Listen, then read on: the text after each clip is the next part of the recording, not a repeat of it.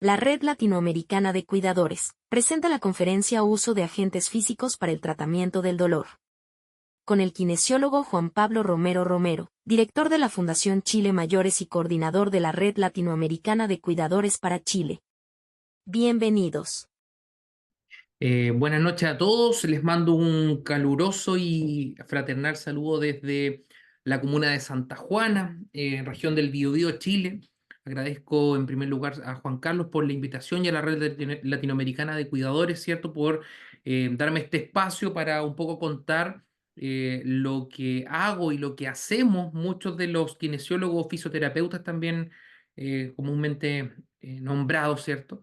Respecto del manejo o el manejo del dolor y el uso de agentes físicos, ¿ya? Hoy día vamos a hablar respecto de eso.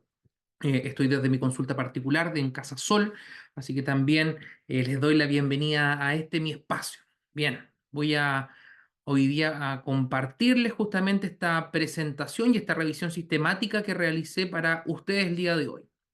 Vamos a... No se puede que fue el café pasado. No.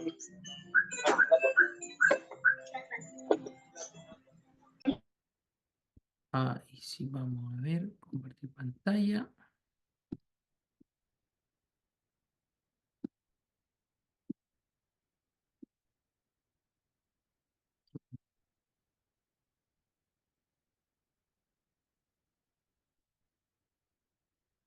Bien.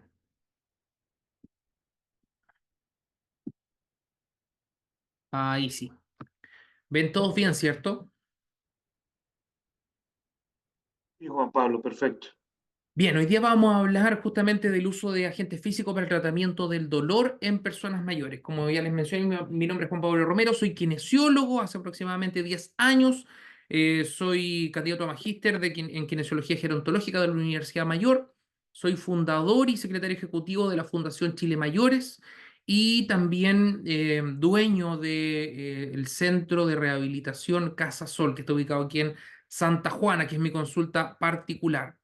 Bien, importante definir que la presentación de hoy día va a ser una presentación o el contenido que aquí se va a exponer es basado en la evidencia. ¿Y por qué es importante que el contenido de esto sea basado en la evidencia?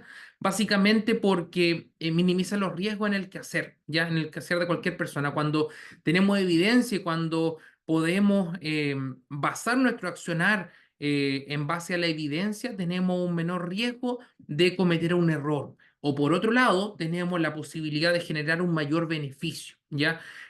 Sin embargo, no hay que olvidar, ¿ya? De que la evidencia y sobre todo las decisiones muchas veces clínicas están basadas justamente en la estadística, en el recuento, en lo que a la mayoría le hace bien. Y es importante también señalar eso, que no porque a alguna persona un determinado acción, hecho, suceso le pueda generar un bien, ¿ya? No la vamos a desestimar o la vamos a catalogar como no válida, ¿ya? Pueden haber reportes clínicos o casos particulares que sí son, ¿cierto? Pero no olvidar que la evidencia justamente se basa en la ciencia de la estadística y en lo que la mayoría de las veces funciona y pasa. Por lo tanto, tampoco hay que dejar de lado lo particular, ¿ya?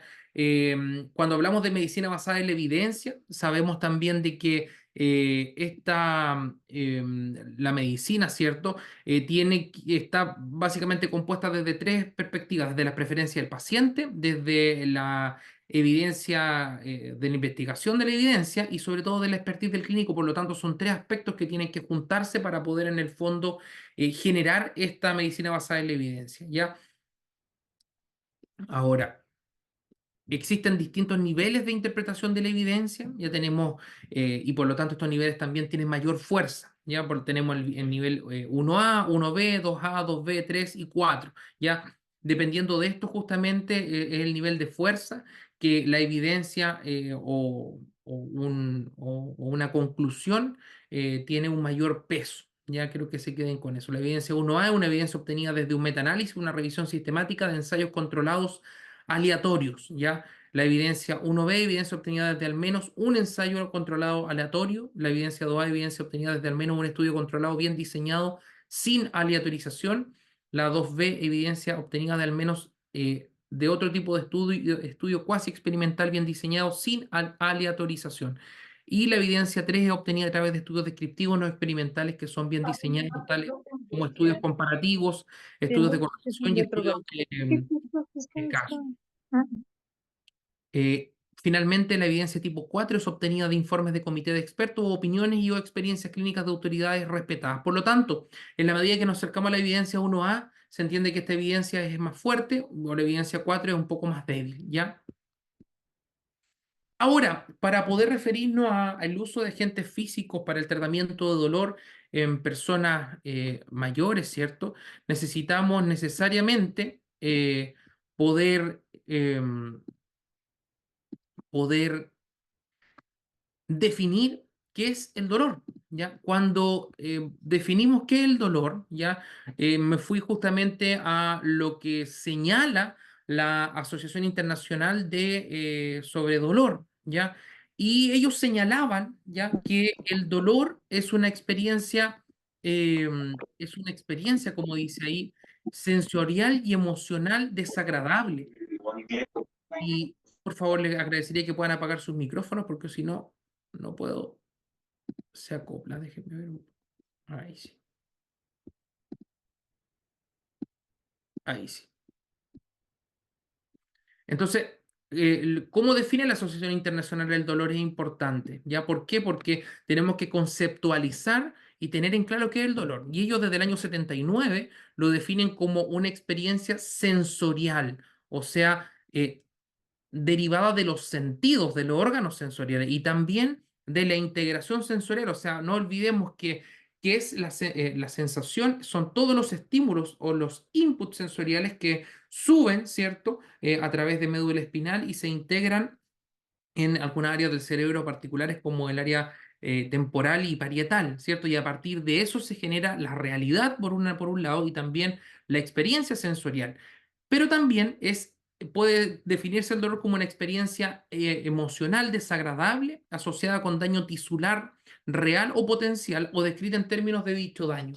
Hoy día, bueno, no hoy día, el año 2020, ¿ya? Se hace un consenso, ¿ya? Y se revisa justamente esta definición del dolor, ¿ya? Y se adopta ya esta nueva definición que señala que el dolor es una experiencia sensorial y emocional aversiva, generalmente causada por o similar a la causada por una lesión tisular real o potencial. Por lo tanto, no lo definimos básicamente como algo netamente físico, ¿ok? Y dice, y se agregan algunas notas. ¿Cuáles son estas notas? De que el dolor es siempre una experiencia subjetiva que está influenciada en diversos grados por factores biológicos, psicológicos y sociales. Ejemplo, las mujeres tienen mayor tolerancia al dolor que los hombres, ¿ya? Existen culturas donde ante un mismo estímulo doloroso, ¿cierto? Nociceptivo, el puntaje o la catalogación de la intensidad de ese dolor es distinta, ¿ya? Y en eso también juega un rol fundamental lo social. Por lo tanto, el dolor es una construcción, ¿cierto? Entre lo que tiene que ver con la nocicepción, o sea, los receptores de dolor, ¿cierto? Entre la interpretación emocional, entre factores psicológicos y factores sociales. Es un conjunto, ¿ya? Por lo tanto, ante un mismo estímulo doloroso, la respuesta de un sujeto, dependiendo de dónde nació, vivió, su experiencia, su evolución emocional, va a ser totalmente distinta. ¿Ya? Por eso es importante considerar siempre la historia de vida de la persona. ¿Ya? El dolor y la nocicepción son fenómenos diferentes. ¿Ya? Por lo mismo, estamos explicando de que el dolor es este conjunto que engloba nocicepción, que engloba justamente factores biológicos, psicológicos, sociales, culturales. ¿Ya? La experiencia del dolor no puede reducirse a la actividad en las vías sensoriales, ¿ya? A través de sus experiencias de vida, los individuos aprenden el concepto del dolor y sus aplicaciones. El relato de una persona sobre una experiencia como dolor debe aceptarse como tal y debe ser respetado, ¿ya? O sea, nadie puede decirme que si yo estoy diciendo que siento dolor, por más que me digan, oye, pero no tienes en el fondo como se dice, hay una lesión tisular o no hay alguna causa externa que lo haya generado. Sin embargo, igual puedo presentar dolor y eso nadie lo puede negar y nadie tampoco lo puede discutir. Aunque el dolor suele cumplir una función adaptativa, puede tener efectos adversos sobre la función y el bienestar social y psicológico. ¿A qué se refiere que tiene una función adaptativa? A que el dolor es una bandera de alerta y que nos dice en el fondo algo está pasando. Y tenemos muchas veces una sociedad que lucha, ¿cierto? O una cultura o nosotros mismos en el fondo queremos eliminar el dolor. Y resulta que el cuerpo en su sabiduría y en su perfección, ¿cierto? Como una creación divina, y eso es lo que yo creo desde mi concepción de la vida, eh, nos habla y nos dice justamente, oh, mira, aquí algo está pasando, hay algo que está generando esto. Y muchas veces nosotros hacemos por un tema cultural y también social, es tomar un fármaco para acallar ese dolor y seguimos con nuestra vida adelante. Y eso no solamente ocurre con el dolor físico, muchas veces ocurre con el dolor emocional, con problemas que nosotros tenemos y nosotros muchas veces como nos hacemos, como se dice en algún lado, los lesos, los tontos, los bobos, ¿cierto? Y tratamos de acallar esto, esta bandera de alerta que nos da el cuerpo y nos dice, ojo, algo está pasando. Entonces, lo importante es no tratar el síntoma, no tratar el dolor, sino que tratar la causa que origina ese dolor. Y es importante en el fondo conocer, ¿no es cierto? Conocer lo que está pasando y conocer sobre todo los mecanismos que generan esa lesión.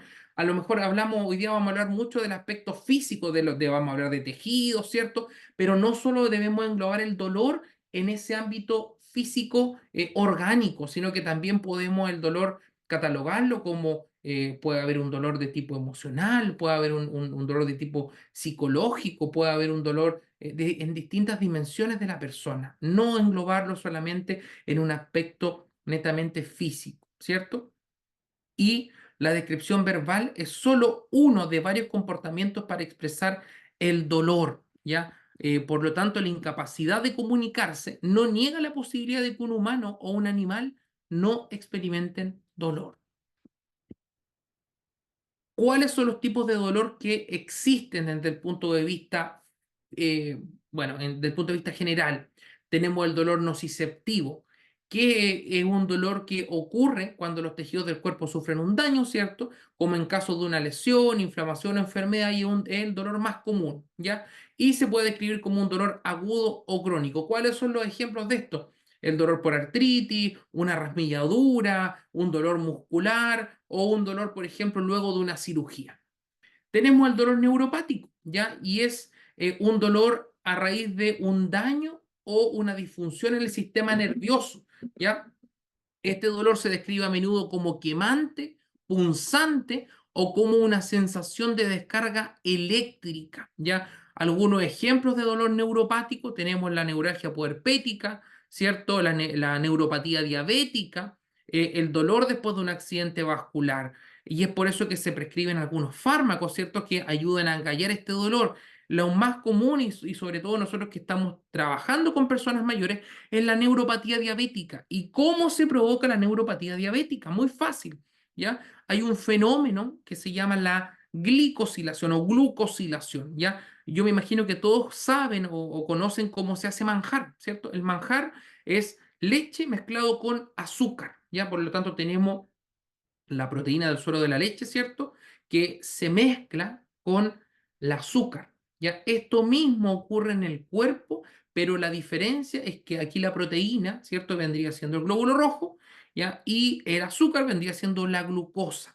Por eso hay un examen que se llama hemoglobina glicosilada, ¿ya? Y que registra o censa de alguna u otra manera el comportamiento de la glicemia durante los últimos 3 meses. ¿Por qué los últimos 3 meses? Porque la vida media de un glóbulo rojo son 120 días.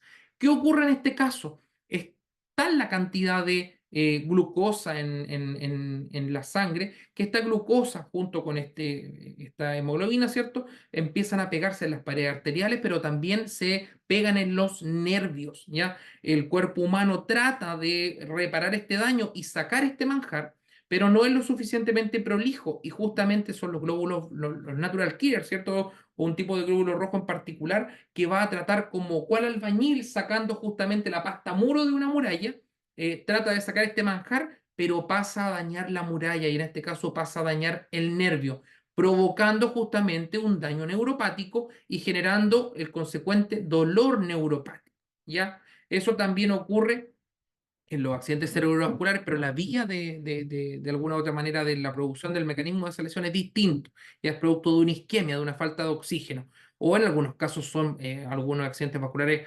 hemorrágicos, ¿ya? Dolor somático, ¿ya? Este dolor se origina en los tejidos somáticos como la piel, los músculos, los huesos y la articulación y se siente como un dolor localizado y está muy bien definido, ¿ya? Ejemplo, una fractura, un dolor muscular o un dolor articular, ¿ya?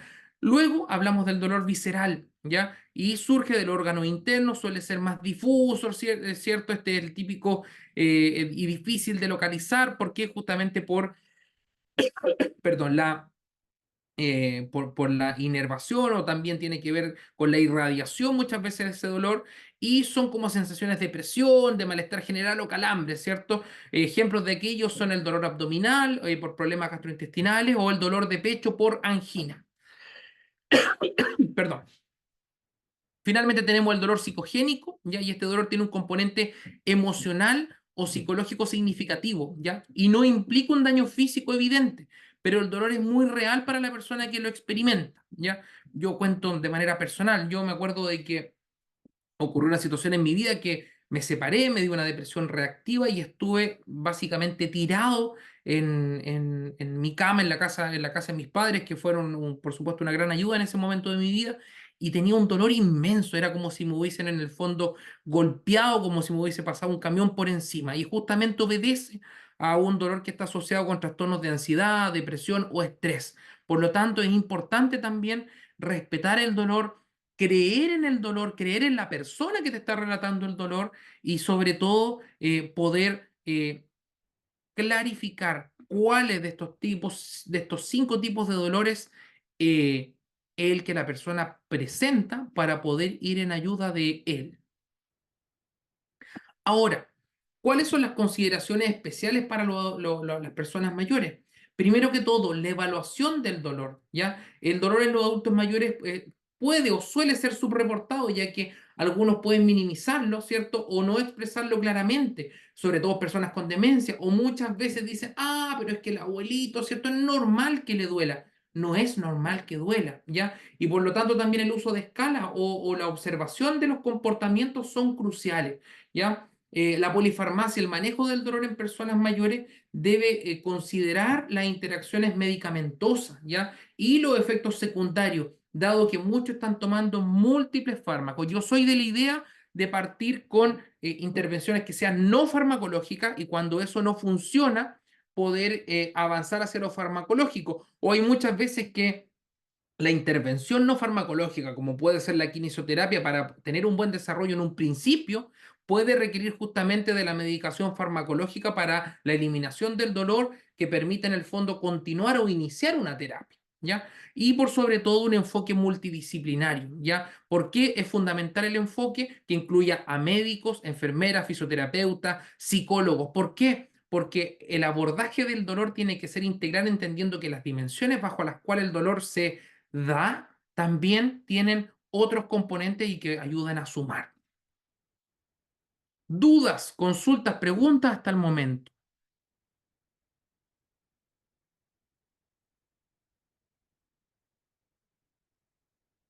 ¿No? Perfecto.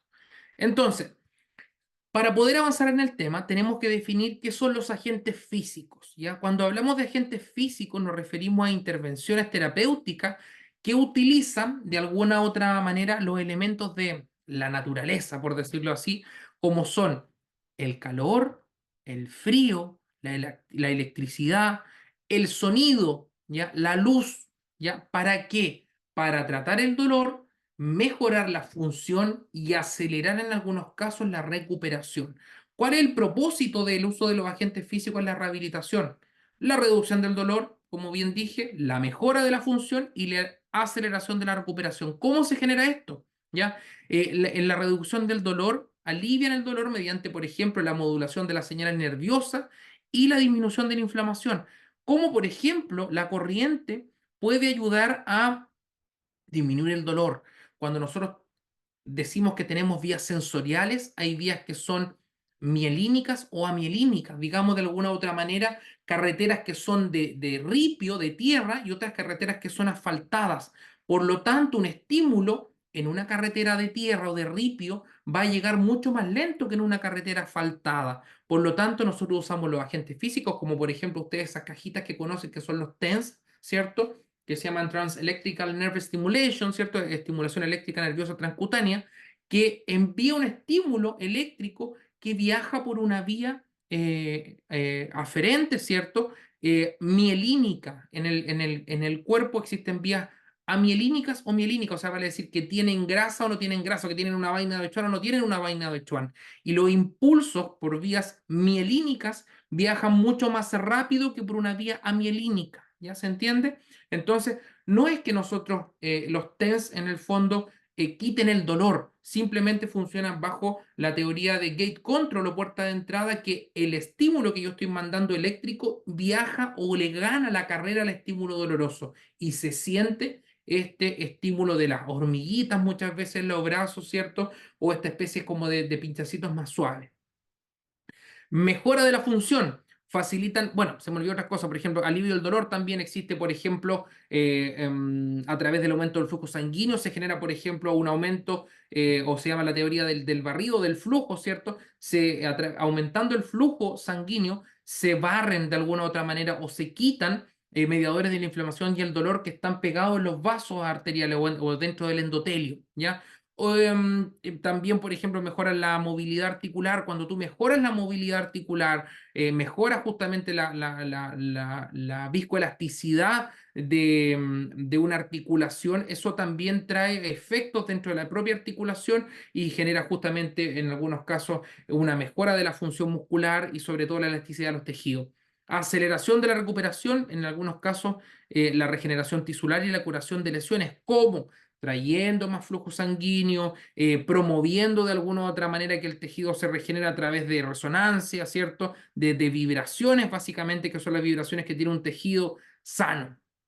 ¿Qué dice la evidencia clínica? ¿Ya? Dice que tiene efectividad comprobada. Varios estudios muestran de que los agentes físicos son efectivos en la reducción del dolor y la mejora funcional en diversas condiciones musculoesqueléticas, ¿ya? Así lo señala la Non-Pharmacological Treatment for Chronic Pain, ¿cierto? Una revisión sistemática del año 2020. Y la terapia complementaria, dice, se utilizan en combinación con ejercicios terapéuticos y educación del paciente para maximizar los resultados en la rehabilitación. Importantísimo. Dentro del accionar terapéutico que realizo en Casa Sol, la primera consulta o la primera intervención siempre debe ser educación en salud, o tiene que ser en el fondo, o tiene que contener información al paciente para que sepa por qué se produce su dolor, cómo vamos a aliviar el dolor y cuál va a ser la estrategia que vamos a utilizar.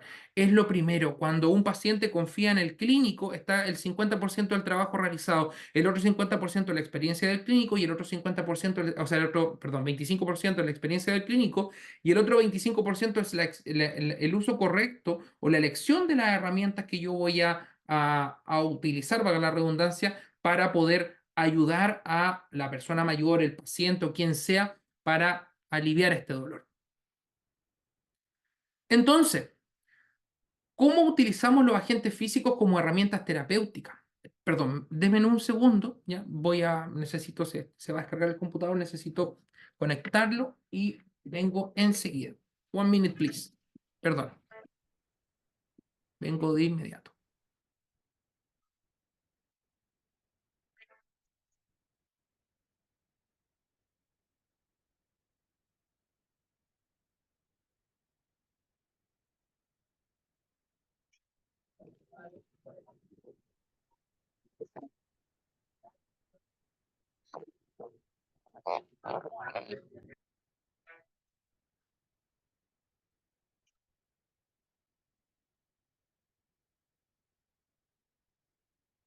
Ahorita quiero enseñar.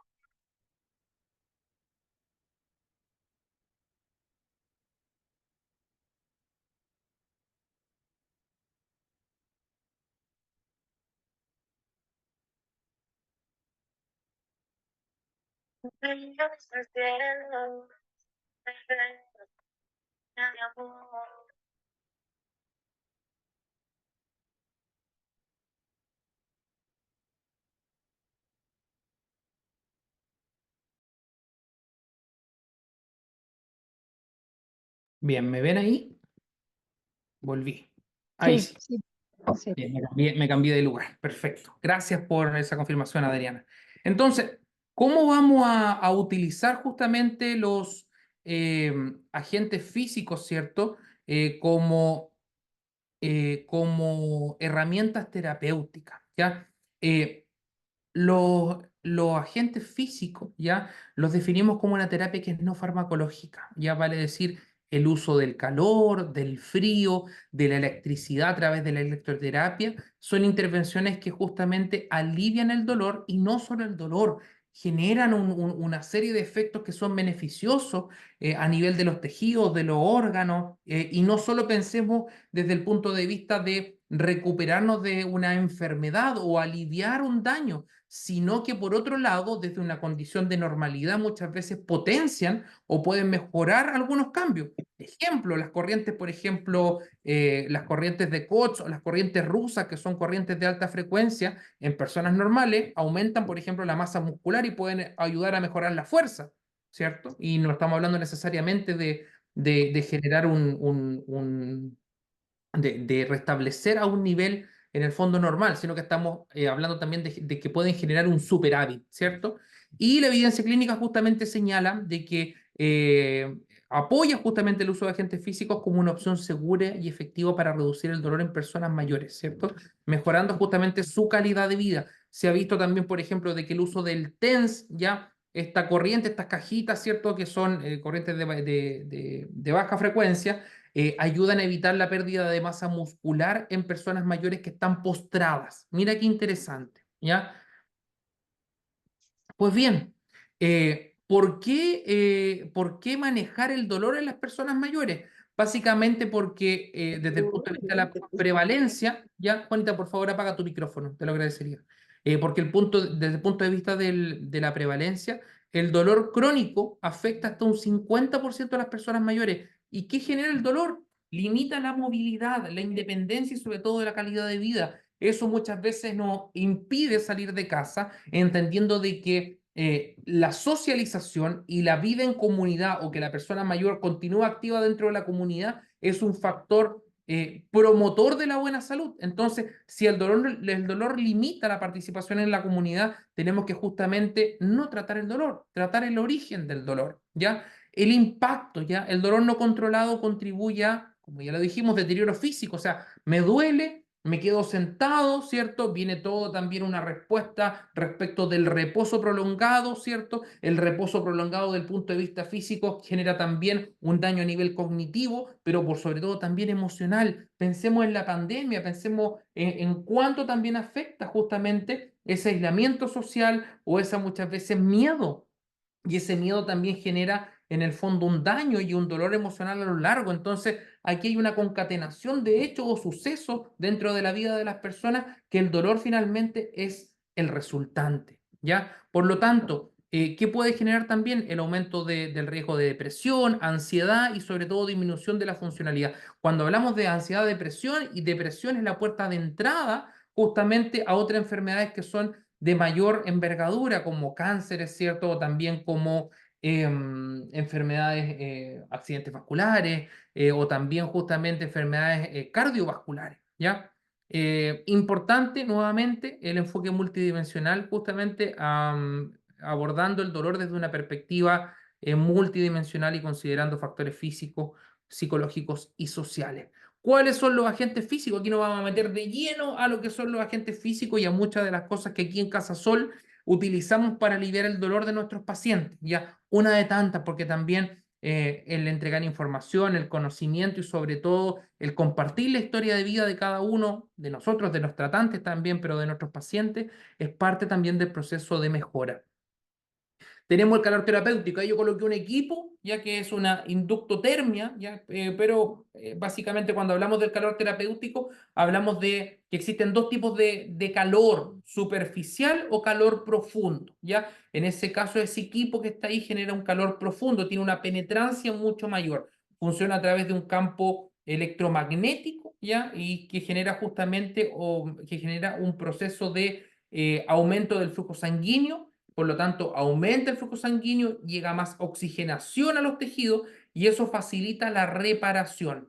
También genera relajación muscular porque a mayor calor permite justamente un efecto de mejor viscoelasticidad de los tejidos, ¿cierto? Puede disminuir la rigidez articular, disminuye la tensión muscular y por lo tanto también a través de este efecto barrido, ¿cierto? De los mediadores químicos del dolor, sustancias químicas que generan dolor, alivia justamente el dolor.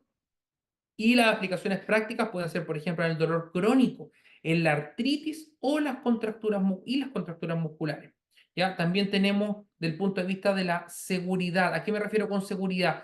¿A quién se aplica calor profundo? A mí me han pasado algunos eventos adversos respecto del calor profundo donde hay algunos pacientes que se han quemado, o sea, que justamente se han quemado. ¿Y por qué? Porque hay algunas personas que sin saberlo tienen alteración de la sensibilidad. Entonces, para lo que a mí en el fondo es algo caliente justamente, eso en el fondo genera una quemadura. Entonces, ojo, preguntar alteración de sensibilidad, ya evitar justamente en áreas con pérdida sensorial o piel frágil para prevenir las quemaduras, ya importante estar preguntando siempre a las personas cómo sienten el calor. También a lo mejor muchas veces colocarse el calor uno para en el fondo asegurarse de que eso no queme. Crioterapia o frío terapéutico, ¿ya? Aquí es importante y en esto hay que poner mucho ojo, ¿ya? Dependiendo del efecto que queremos lograr, ¿ya? Primero que todo, partir señalando de que el frío quema, ¿ya? Por lo tanto, lo que tenemos que tener en consideración son los tiempos de aplicación, ¿ya? Los tiempos de aplicación. ¿Cuál es el efecto que el frío le va a generar? Ya tiene un efecto de vasoconstricción que reduce la inflamación y el edema y disminuye la sensación de dolor. Ojo, ese efecto vasoconstrictor es un efecto que está limitado por el tiempo. Generalmente es cuando se aplica calor no más allá de 15 minutos. O sea, disculpen, frío, no más allá frío de 15 minutos. Cuando tú sobrepasas mi hermana estaba pasando ahí, también colega kinesióloga, estaba... Eh, cuando tú aplicas frío, ya por más de 20 minutos, tiene un efecto que es vasodilatador, ¿ya? Por lo tanto, también hay que considerar eso, es importante, ¿ya? Entonces, ¿cuál va a ser el objetivo de colocar frío, ¿ya? ¿Y cuánto tiempo lo vamos a colocar? ¿Ya? En algunos casos yo, por ejemplo, considero cuando hay, por ejemplo, edema, que se ocupe, por ejemplo, yo les digo a algunos pacientes, mira, en un vaso de Plumavit, ¿cierto? Congélalo con agua, ¿cierto? Hasta tope, y luego tú le cortas el borde y ocupa ese hielo con una presión deslizante hacia, por ejemplo, los ganglios linfáticos, ¿cierto? En este caso, si es brazo, hacia la axila, o si es en el fondo la ingle, hacia, o sea, si es extremidad inferior, hacia la ingle, ¿cierto? Para que tú vayas en el fondo generando y moviendo. Y el edema, ¿cierto? De alguna manera con la presión deslizante, pero también ocupando el efecto del frío, ¿cierto? Para poder disminuir inflamación y dolor, ¿ya? Aplicaciones prácticas, ¿cierto? Manejo del dolor agudo, lesiones traumáticas, ¿cierto? Importante, y vuelvo a repetir, no más allá de 15 minutos porque justamente el hielo quema, ¿ya? Evitar las aplicaciones prolongadas para prevenir daños en la piel y justamente los tejidos subyacentes. Dudas, consultas, preguntas, por favor realícelas porque es sumamente importante que ustedes puedan ir aclarando o puedan ir justamente interactuando respecto de estos agentes físicos. Tenemos la electroterapia, también que existen cerca de 42 tipos de corrientes, ya de distintas maneras de modular. Existen tres tipos de alguna otra manera, ya que son corrientes de baja frecuencia, media frecuencia y alta frecuencia. Pero en esa catalogación hay cerca de 42, ¿ya?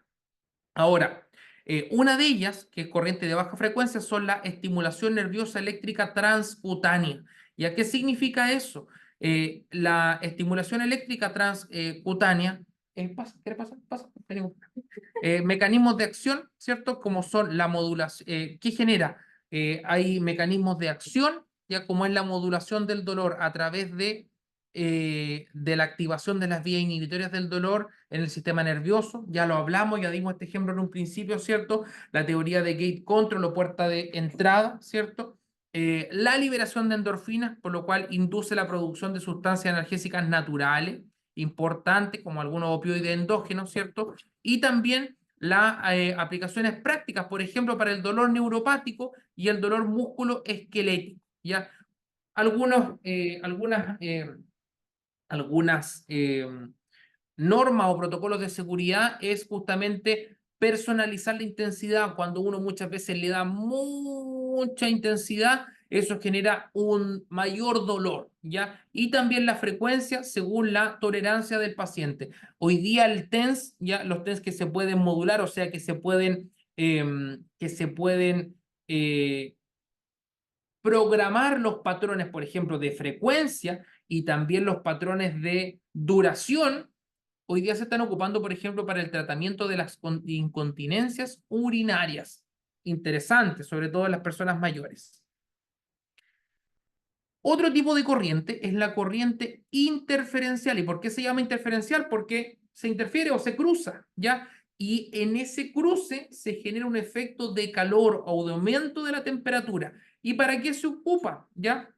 Básicamente tiene dos efectos terapéuticos, que es la penetración profunda, la cual alivia el dolor en los tejidos profundos mediante justamente lo que son las corrientes alternas, y también la reducción del espasmo muscular. Por lo tanto, mejora la movilidad en personas con dolor crónico. Aplicaciones prácticas: dolor lumbar y artralgia, dolor de articulaciones. Precauciones, dice, no aplicar en personas con marcapasos o sobre áreas con infecciones activas, ¿ya? Importantísimo.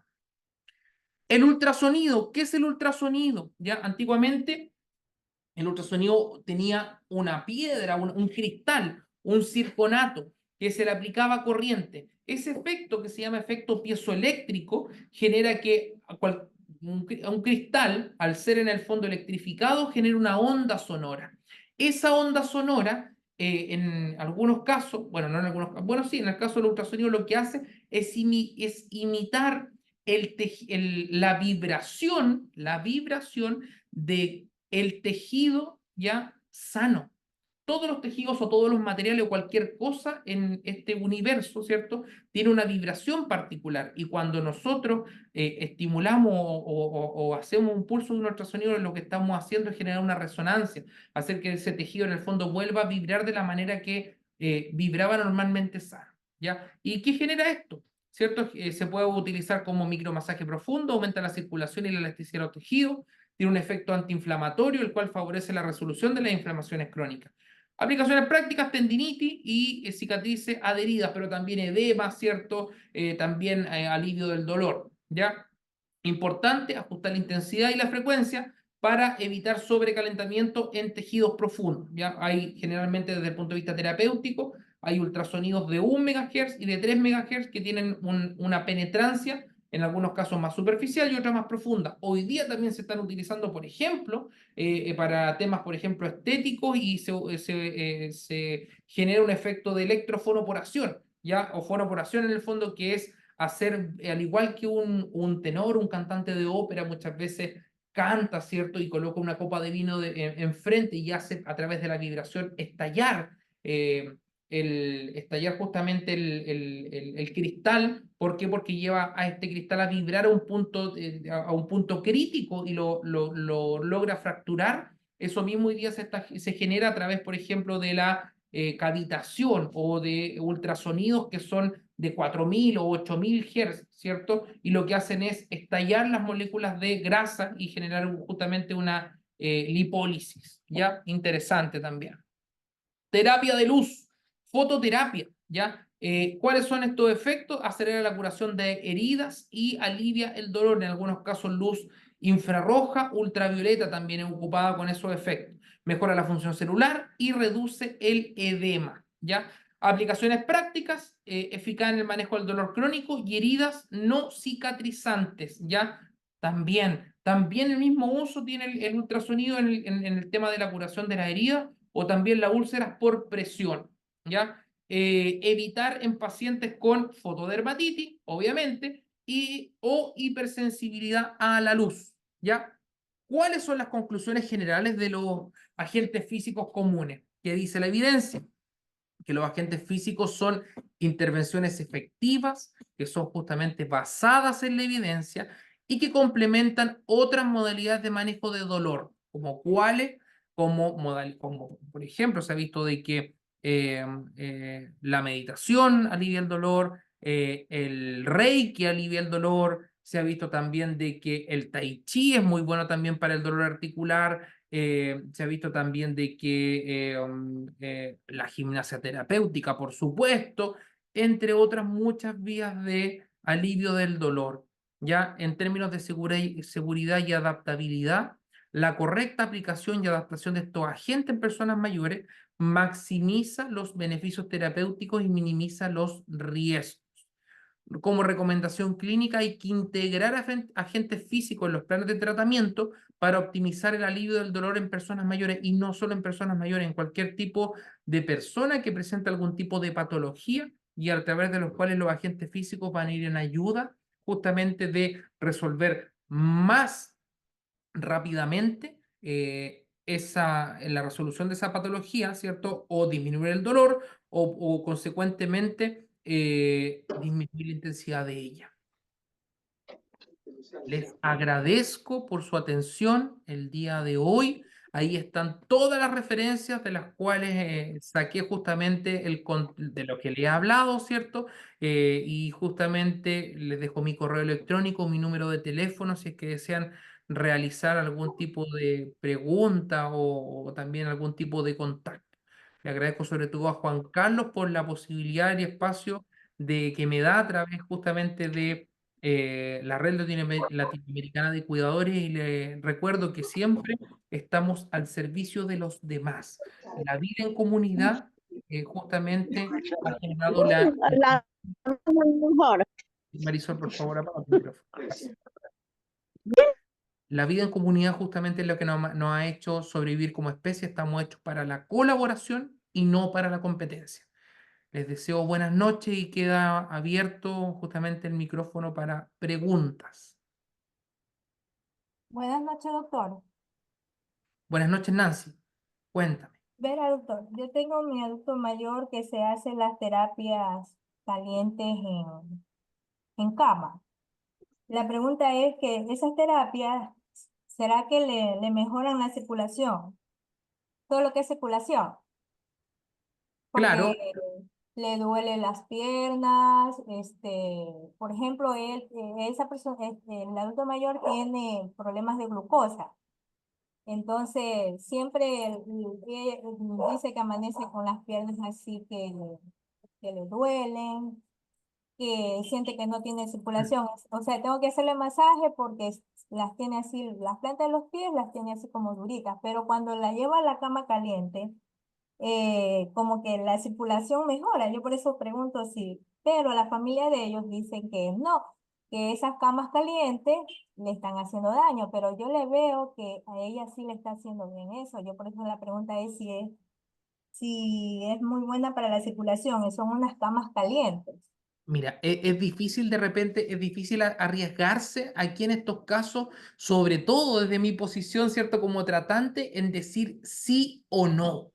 Uno muchas veces, o sea, uno siempre tiene que analizar el caso particular, porque hay muchas variables que influyen en cada persona, independiente sea la misma patología, para poder decir, ¿le sirve o no le sirve? De manera general, ¿qué te puedo decir? ¿O qué nos sirve? Mira, ¿o qué podemos hacer nosotros? ¿Ya? El universo, mira lo que te voy a decir, el universo o la vida No. está relacionada con el movimiento. Cuando algo se mueve, está vivo. Cuando algo se detiene, está muerto. Por lo tanto, y esto se ha visto, por ejemplo, en los pacientes de UCI. Cuando los pacientes están en una unidad de cuidado intensivo o en una unidad de paciente crítico, la movilización activa, el mover tan simplemente los brazos, las piernas, flexionar, estirar, reduce la intensidad de la enfermedad y sobre todo reduce el número de días cama. Por lo tanto, algo tan simple como sacar a caminar a una persona mayor ya tiene un efecto terapéutico. ¿Por qué? Porque las contracciones musculares, el que yo apriete la musculatura o la suelte, eso también genera un efecto de bombeo, mejora la circulación, entre otras muchas cosas. Respondiendo a tu pregunta respecto del calor, Ajá. puede ser útil, ¿cierto? Puede ser útil, pero lo que siempre tenemos que tener en consideración es lo que nos dice la persona mayor y sobre todo tener en consideración las patologías bases. Si tiene diabetes o glicemia muchas veces alta, pensar que puede ser que tenga una neuropatía diabética y pudiese ser que esa persona tuviese una alteración de sensibilidad, por lo tanto hay que tener cuidado, ¿cierto? ¿Cuál es el límite cuál es el límite de temperatura para poder decir que está quemando o no? 42 grados Celsius. Entonces, ojo ahí, un límite. No, gracias, doctor. De nada. Lucelida Ortiz, tengo una pregunta. Lucelia, las preguntas que usted quiera, cuénteme. Sí, doctor, hemos abordado el tema del tratamiento del dolor desde la Yo le parte agrade- externa. yo le agradecería que puedan encender sus cámaras para que no sea tan impersonal y no hablarle un nombre, sino podernos ver e interactuar. Eh, ok, está bien. Bueno, Cuéntanos. ya. Buenas noches para todos. Buenas noches, gracias. Sí, doctor, estábamos abordando el tema desde la parte externa, ¿no? Entonces, la piel, los nervios, el sistema linfático. ¿Qué hay para manejar el dolor desde la parte metabólica, utilizando suplementos como el colágeno hidrolizado, la glucosamina, el complejo B? ¿Qué tan complementario es? Mira, excelente pregunta. Yo la verdad que en ese ámbito no te podría responder porque no es mi ámbito de especialidad.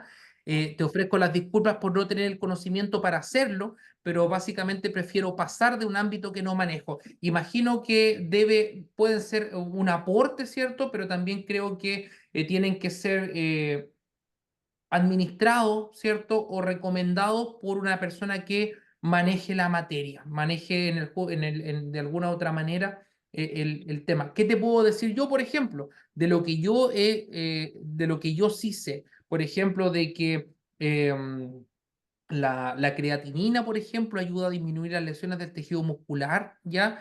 Y también, por ejemplo, el uso de suplementos alimenticios como algún tipo de proteína, ¿cierto? Ayuda a evitar la pérdida de masa muscular. Sin embargo, estos mejoran o aumentan su efecto cuando son acompañados por ejercicio, ¿ya? Y sobre todo alguna suplementación de vitaminas no sé si sea tan necesario o no, porque las cantidades de vitaminas que muchas veces se requieren son cantidades pequeñas y ya están presentes en los alimentos. Entonces, de repente puede ser más recomendable fruta, ¿cierto? Pero por eso es necesario ir en el caso a caso. Así que te ofrezco las disculpas a lo mejor por no manejar el tema, Lucélida, pero es lo que responsablemente te puedo decir. No, pero igual fue excelente el aporte de la creatinina y lo de que vaya acompañado del ejercicio. Doctor, gracias. Preguntas, por favor, sin miedo.